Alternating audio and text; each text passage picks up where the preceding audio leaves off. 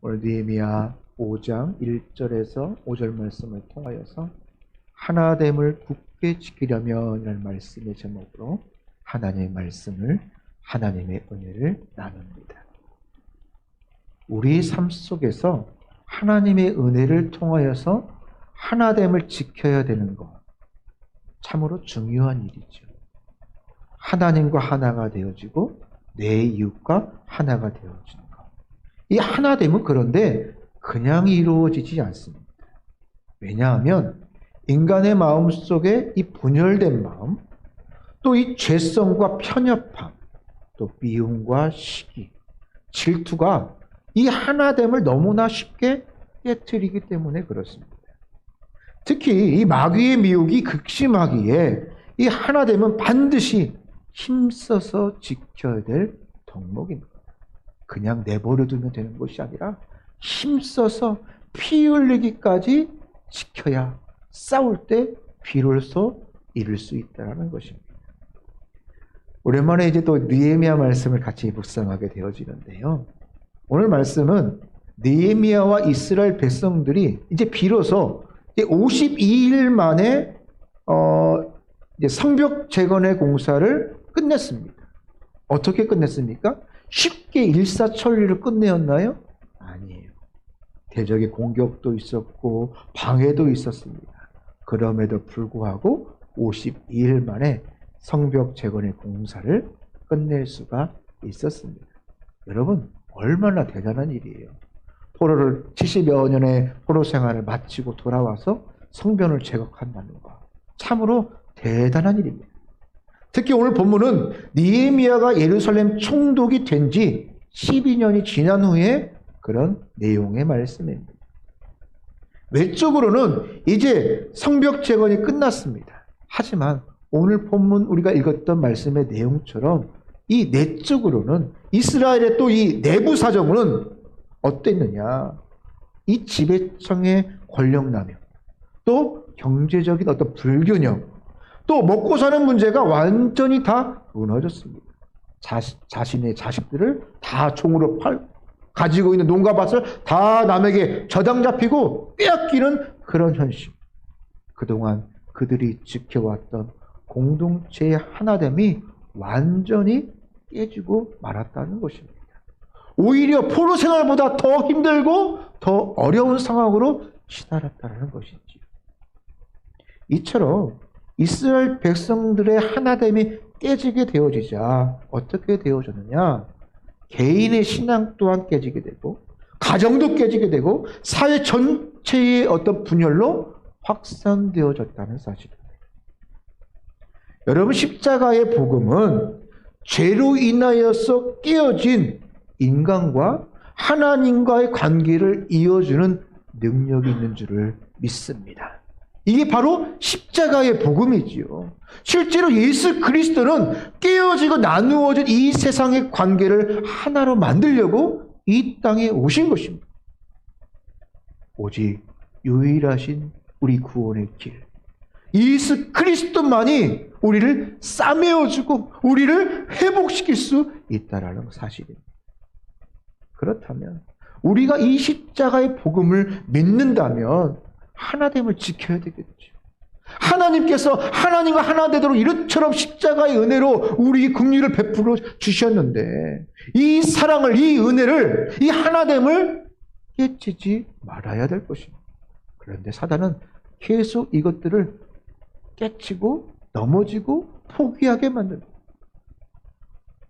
절대로 우리는 이 하나됨을 깨쳐서는 안 될 것입니다. 이유는 나와 교회가 하나됨을 지켜야 내 미래가, 내 영혼이 더 나아지기 때문에 그렇습니다. 우리가 하나됨을 깨치지 아니하려면 우리에게 무엇이 필요할까요? 첫 번째로 이 하나됨을 굳게 지키려면 가까운 사람을 존중하면서 살아가야 됩니다. 뭐 하면서 살아가자? 존중하면서 살아가자. 자, 오늘 말씀 보니까 성벽 공사 후 몇 년이 지났다고요? 12년 후의 말씀이에요. 그런데 이 12년 만에 이 이스라엘 이 공동체 전체가 흉년이 들었습니다. 그래서 식량난이 다가왔죠. 또 과도한 세금과 고리대금으로 인하여서 완전 갈기갈기 찢어져 버렸습니다. 특히 오늘 본문 말씀 5절 말씀에 보니까 우리 육체도 우리 형제의 육체와 같고 우리의 자녀도 그들의 자녀와 같거늘 이제 우리의 자녀를 총으로 팔았다라고 말씀하고 있습니다. 여러분, 이 어찌 참담한 표현입니까?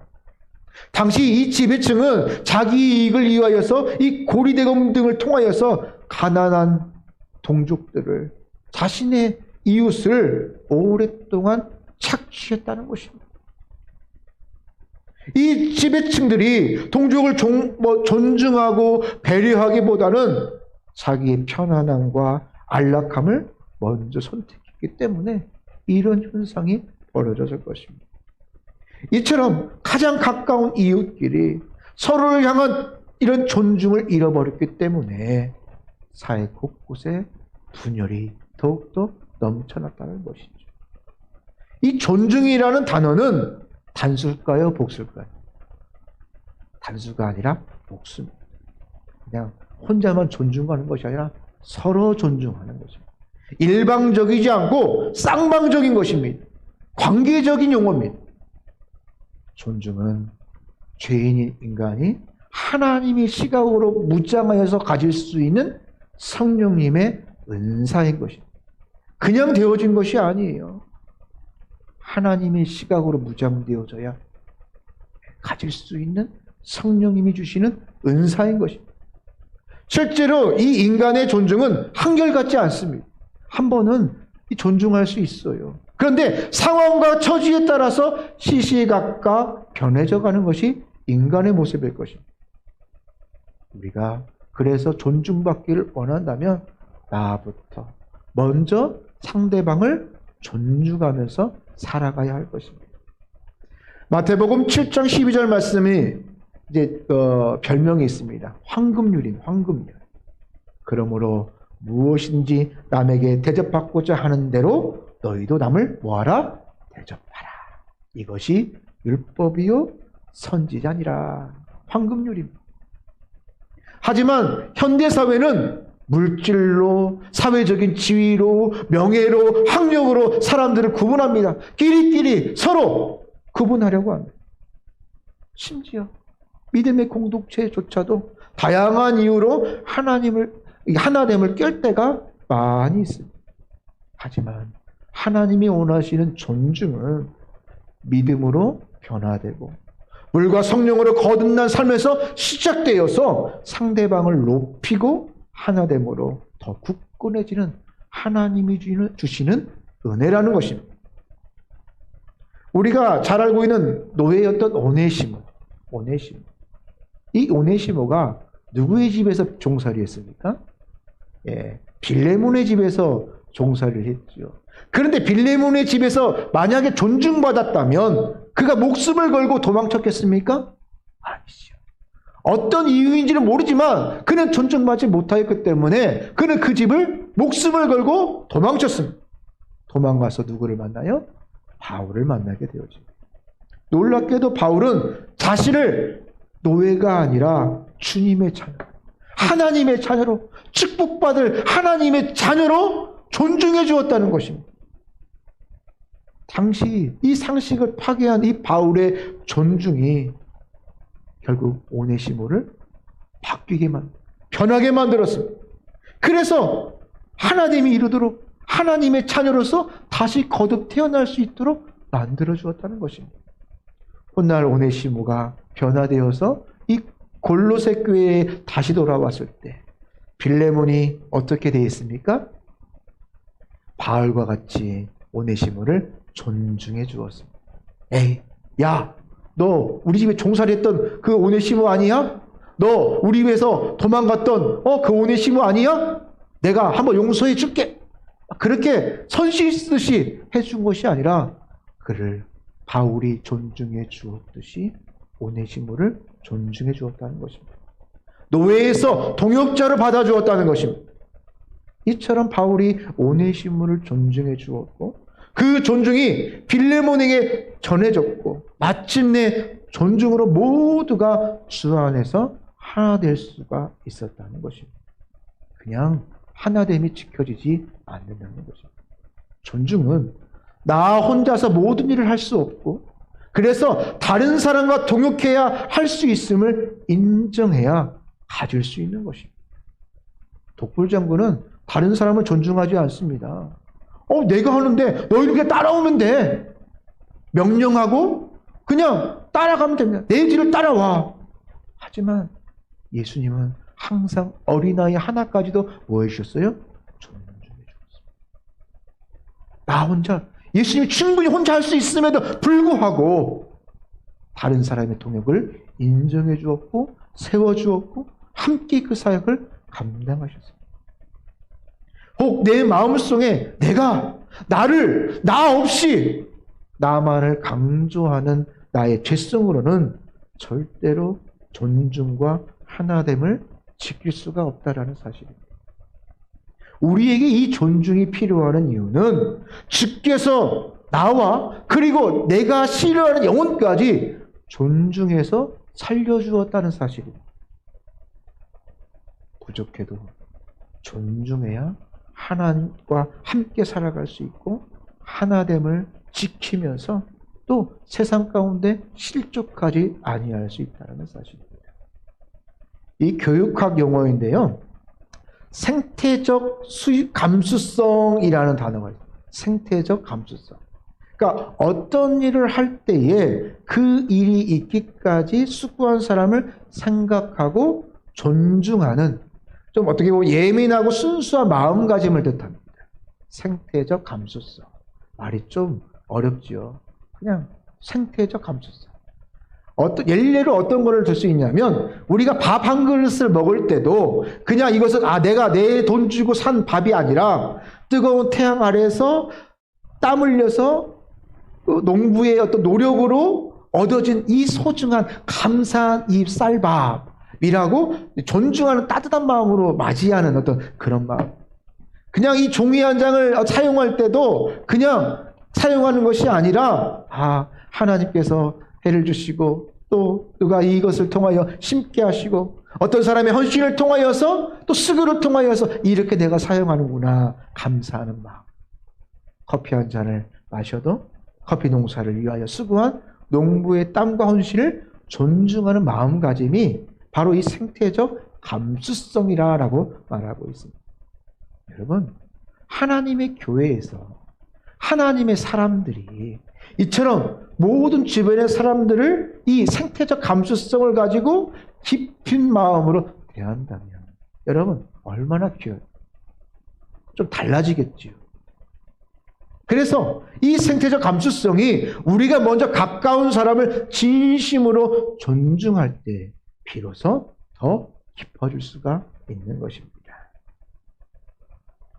여러분 부부마다 부르는 호칭이 좀 다르지요. 누구 엄마, 여러 가지 이름을 부를 수도 있고 할 수 있습니다. 부부간의 호칭이 또 여보라고 부를 수도 있죠.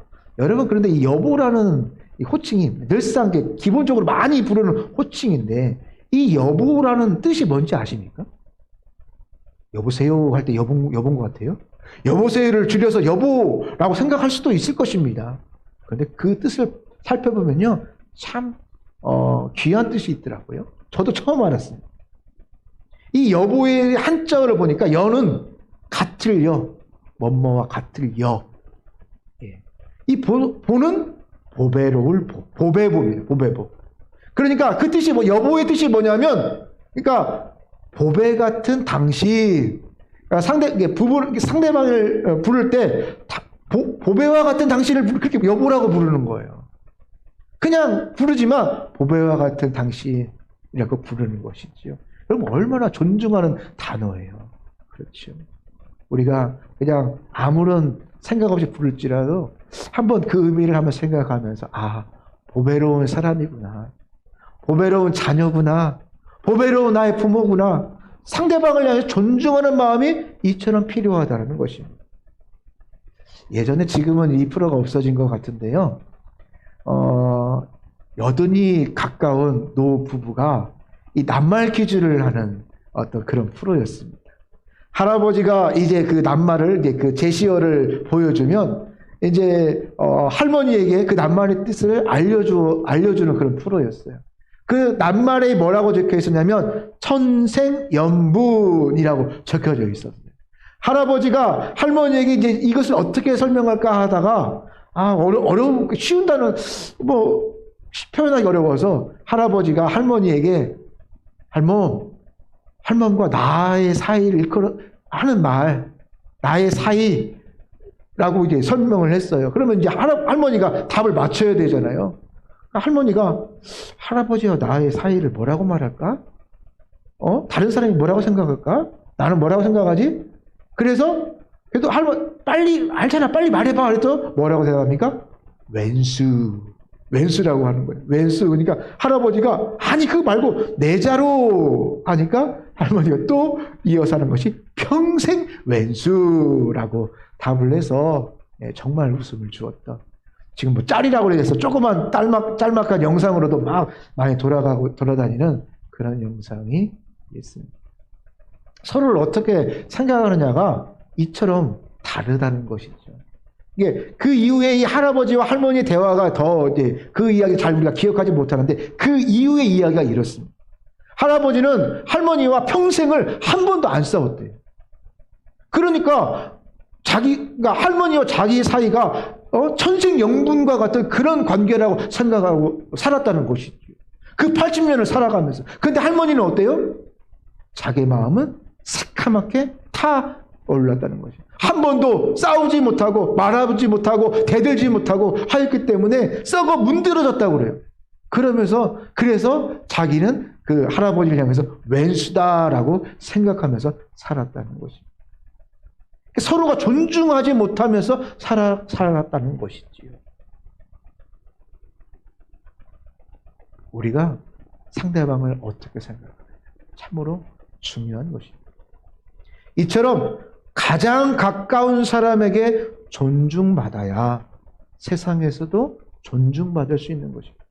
그리고 주변의 사람을 존중하면서 살 수 있는 것입니다. 사랑을 받은 사람이 또 사랑할 수 있는 것이에요. 존중은 그래서 선택이 아니라 필수임을 우리는 항상 기억해야 될 것입니다. 그렇다면 나부터 옆에 있는 사람을 진정으로 한번 우리 귀하게 여기면서 살아가야 될 것입니다. 이유는 내가 다른 사람을 사랑할 때 나 또한 존중받을 수 있기 때문에 그렇습니다. 나아가서 어떤 경우에도 내가 하나됨을 깨치는 일에 동참하거나 주도적인 역할을 해서는 안 된다는 것입니다. 여러분 한 주간도 내 가까운 사람부터 그리고 교회와 가정과 내 삶의 현장 가운데 서로를 존중하고 사랑하고 하나됨을 지켜나가는 여러분이 되기를 축복합니다. 두 번째로 하나됨을 지키려면 우리 각자가 하나님과 영적인 교류가 더욱더 깊어져 가야 된다는 사실. 자, 오늘 말씀에 이스라엘 백성들은 어때요? 상황이 안 좋죠. 이 지배층의 고리대금으로 인하여서 힘들고 어려워하고 있습니다. 더 이상 못 살겠다라고 원망하고 그 불평을 쏟아내고 있습니다. 특별히 오늘 본문 2절과 4절 말씀에 보면 어떤 사람이 말하기를 이 말이 무려 3번이나 나오고 있어요. 그리고 오늘 본문 1절 말씀에 보면 백성들이 그의 아내와 함께 크게 부르셨다라고 말씀하고 있습니다. 그 당시 여성들은 존중받지 못했습니다. 구약 전체에서도 오늘 본문이 유일하게 이 위기를 당했던 여성이 나와서 자기의 목소리를 나타내는 장면이 오늘 나오고 있습니다. 그렇다면 삶의 어려움과 아픔이 얼마나 컸는지를 짐작할 수가 있는 것이죠. 여기서 문제는 힘들고 어려웠지만 먹고 살기가 힘들었지만 또 자녀들이 노예로 팔려갔지만 이스라엘 백성 대부분이 누구에게 지금 하소연하고 있는 거예요? 사람에게 하소연하고 있는 거예요. 하나님을 찾지 않았다는 것입니다. 과거에 그들이 포로 생활에서 돌아와서 52일 동안 성벽을 재건할 때에 옆에서 어렵게 하고 그들 힘들게 했을 때 그들은 누구를 찾았습니까? 그들은 성벽을 재건할 때는 철저하게 하나님을 먼저 찾았던 그들인데 그들이 이처럼 변했다는 것이에요. 하나님을 찾고 하나님을 부르기보다는 결국 사람을 찾았기 때문에 공동체의 하나됨이 점점 더 깨져갔다는 것입니다. 여러분, 죄인이 인간이 하나님과의 이 깊은 교류가 깊어지면 은혜를 받으면요 어떻게 됩니까? 그 삶이 바뀌어져요. 세상을 바라보고 해석하는 것들이 달라집니다. 실제로 하나님과 깊은 교류가 있으면 은혜를 받으면 내 마음이 어떻게 됩니까? 부드러워져요. 하나님 내 마음을 만져주지. 그리고 그래서 하나님의 눈과 하나님의 귀로 세상을 바라보며 듣고 기뻐합니다. 매사가 즐겁습니다. 다른 관점으로 보여집니다. 반면에 하나님과의 교류가 끊어지면 매사가 삐딱하게 보여요. 부정적입니다. 논쟁과 시비거리로 내 마음의 은혜를 뺏겨져 버려요. 자그마한 거 하나인데 그걸로 다 은혜를 뺏겨버린다는 사실.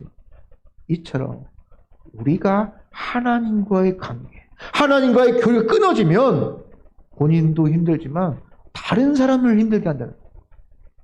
모두를 힘들게 할 수밖에 없다는 사실이에요. 그런데도 여러분, 현대 기독교의 가장 큰 문제는 이 하나님과의 교류가 과거의 그 어떤 시대보다도 더 얇아져 가고 있다는 사실이에요. 미국의 저명한 기독교 기관이 현대 기독교인의 영적인 상황이라는 어떤 보고의 어떤 통계를 발표했습니다. 거기에 보니까 오늘날 교인의 20%는 기도하지 않는, 오늘날 교인의 25%는 성경을 읽지 않는, 교인의 30%는 교회에 출석하지 않는, 교인의 60%는 주중의 예배에 참석하지 않는다. 교인의 70%는 성교헌금에 참여하지 않는다. 교인의 90%는 전도하지 않는다. 현대 기도의 영적인 상황을 그 통계를 통하여서 발표를 했습니다. 여러분, 지금 내 신앙과 내 영적인 상태는 어떻습니까? 문제는 오늘도 교회에 나와서 예배를 참석하면서도 하나님이 주시는 이 풍성한 은혜를 누리지 못하고 살아가고 있다는 사실. 그렇게 하나님이 주시는 은혜를 체험하지 못하기에 하나님과의 영적인 교류가 끊어지게 되어지고 마침내 하나님과 하나됨을 지켜내지 못한다는 사실. 분명한 것은 지금도 성령께서 우리 각자에게 하나님의 말씀으로 나를 가르쳐 주시고 생각나게 하시고 이 시간도 동행하고 있다는 사실. 그러나 내가 게을러서 세상에 너무 깊이 빠져 있어서 때론 내 눈앞의 상황만을 바라보기에 하나님의 은혜와는 멀어져서 살아가고 있다는 사실. 심지어 은혜를 사모하는 것이 점점 식어져 가고 있습니다.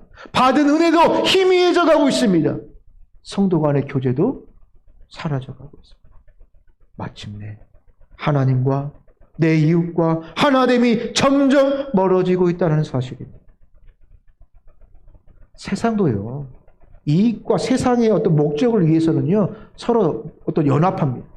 또 헤어지기를 반복합니다. 그러나 우리가 하나됨을 지키려면, 하나님이 주신 이 은혜의 하나됨을 지키려면 무엇보다도 하나님과의 교류가 날마다 더 깊어져야 될 줄을 믿습니다. 여러분, 이번 한 주간 이 말씀을 가지고 내가 하나님과의 영적인 관계가 깊어지기 위해서 내가 무엇을 한 가지 더 실천할까 다짐하는 귀한 믿음의 시간이 되기를 축복합니다. 부족해도 진심으로 하나님을 사랑하고 영과 진리로 예배하고 말씀을 묵상하고 기도하고 찬양하고 봉사하며 헌신하며 전도의 자리로 나아갈 때에 이 하나됨의 은혜가 더욱더 굳건해질 줄을 믿습니다. 죄인 인간은요, 반드시 하나님과의 영적인 교류가 깊어져야 자신감이 커져요. 그리고 다른 사람과의 관계 속에서도 하나님의 은혜를 나타낼 수가 있다는 사실입니다. 하나님과의 교류가 깊어져야 매사에 긍정적이 되어지고 다른 사람을 배려하고 존중하며 살 수 있다는 거예요. 뭐가 있어야 존중하지요. 뭐가 깊어야 넓어야 존중하지요. 내 것도 하기 급급한데 어떻게 존중할 수 있겠습니까? 하나님의 은혜가, 하나님의 관계가 더 깊어져야 그 사랑이 나를 통하여 차고 넘쳐질 수 있다는 것입니다. 주님이 살아계실 때, 주님이 공생의 때에 12 제자의 모습들을 우리가 가만히 생각해 보면 그들의 모습이 하나 되었나요? 예수님과 하나 되었나요? 그 제자들끼리 하나가 되었나요? 항상 그들은 싸웠어요. 예수님이 지난주 오병이어의 기적을 어떤 그 교훈을 말씀했지만 예수님이 뭐라고 말씀하시면 그냥 말로만 하고 실천도 하지 않고 하나님 일들을 감당하지 못했습니다. 툭하면 네가 크냐 내가 크냐 나는 오른쪽 나는 왼쪽 야 너들끼만 해먹냐 싸우고 있습니다. 오죽했으면 주님이 체포되기 전날 그 밤까지 마지막 그 밤까지 깨어 기도하고 있으라라는 그 예수님의 말씀이 있는 그 밤까지 서로 누가 크냐라고 다투었던 예수님의 제자들의 모습을 우리는 기억하고 있습니다. 그런데 그랬던 사도들이 주님이 승천한 후에 마가의 다락방에서 오순절 그들이 기도하면서 그들의 모습은 완전히 달라졌다는 것입니다. 기도와 말씀으로 하나님과의 영적인 교류가 깊어지면서 성령을 체험하면서 모두 다 더 이상 다투고 분쟁하지 않았다는 것입니다. 오히려 전과는 달리 매사를 양보하고 배려하고 중보하며 서로를 세워주고 존중하며 함께 동역하며 하나됨을 서로 지켜나갔다는 것입니다. 당시 제자들의 이 외적으로는 달라질 것이 아무것도 없어요. 상황은 달라질 수 없습니다. 오히려 외적으로는 예수님이 보이지 않는다는 거예요. 예수님이 그들을 승천하셨기 때문에 눈으로 볼 수 없고 만질 수 없다는 사실이에요. 입으로 물을 수 없다는 사실입니다. 하지만 그들의 내면은 하나님과의 교류가 이전보다 훨씬 더 깊어져 갔다는 사실이에요. 여러분, 교회가 하나됨을 굳게 지키려면 누구보다도 나부터 위로부터 공급되어지는 하나님의 은혜가 충만해져야 된다는 사실입니다. 은혜 받아야 내 약함과 내 죄악을 이길 수 있고 구원의 확신이 더 굳건해질 수 있다는 것이죠. 은혜 받아야 베풀고 섬기고 양보하고 미워하는 영혼을 주님의 마음으로 사랑할 수 있을 것입니다. 은혜 받아야 내가 받기어야 받을 수 있는 것이라는 사실. 여러분, 한 주간 우리가 말씀 앞에 더 서기를 원합니다. 한 번 더 하나님께 기도하며 나아가기를 원합니다. 한 번 더 봉사의 자리로 나아가기를 원합니다. 한 번 더욱더 믿지 않는 자를 돌아보며 주변의 사람들에게 하나님의 사랑을 표현하기를 원합니다. 그렇게 하나님의 교류가 계속 깊어질 때 그 깊어지는 은혜로 하나됨을 굳게 지키며 승리하며 살아가는 우리 사랑하는 성직교회 성도 여러분 다 되시기를 주님의 이름으로 축복합니다. 기도하겠습니다. 오늘 말씀을 기억하시고